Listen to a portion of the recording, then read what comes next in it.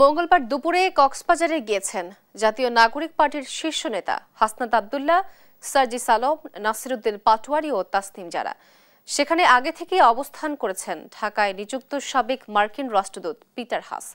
তার সঙ্গে hotel sea Parle NCP নেতাদের বৈঠক হবে বলে জানা গেছে। যদিও এনসিপি বলছে এটি দলীয় নয়, ব্যক্তিগত সফর। এ নিয়ে আরো জানাতে যুক্ত হচ্ছেন আমাদের সহকর্মী আব্দুর রহমান। আব্দুর রহমান, বৈঠক নিয়ে কোনো তথ্য জানা গেছে কিনা, বিস্তারিত জানাবেন।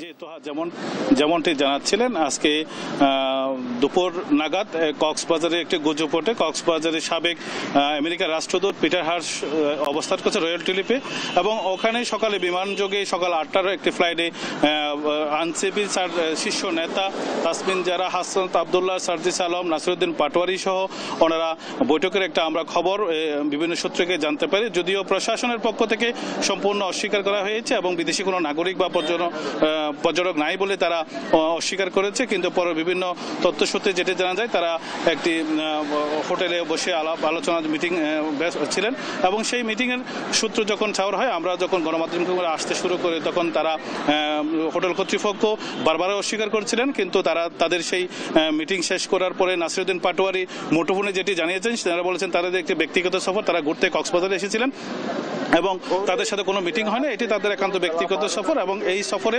হোটেলে, যেহেতু একই হোটেলে উঠেছেন, তাই সেই সাথে পিটার হাসেসের তাদের দেখা হয়ে গেছে এবং একসাথে নাস্তা করতে, অন্য কোনো রাজনৈতিক কোনো বিষয়ের জন্য তারা এখানে আসে নাই।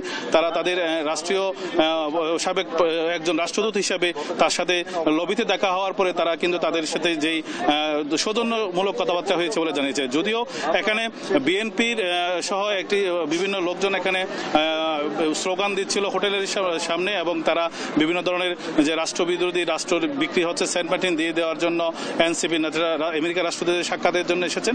এই ধরনের নানা ধরনের উৎসুক জনতা এবং বিভিন্ন গণমাধ্যম কর্মী কিন্তু এখন হোটেল লবিতে উৎসুক জনতা রয়েছে, এবং এখন পর্যন্ত হোটেল কর্তৃপক্ষ এবং প্রশাসন কেউ স্বীকার করে নাই।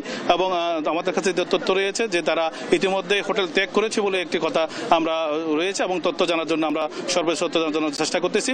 এটাই ছিল সর্বশেষ। তোয়া।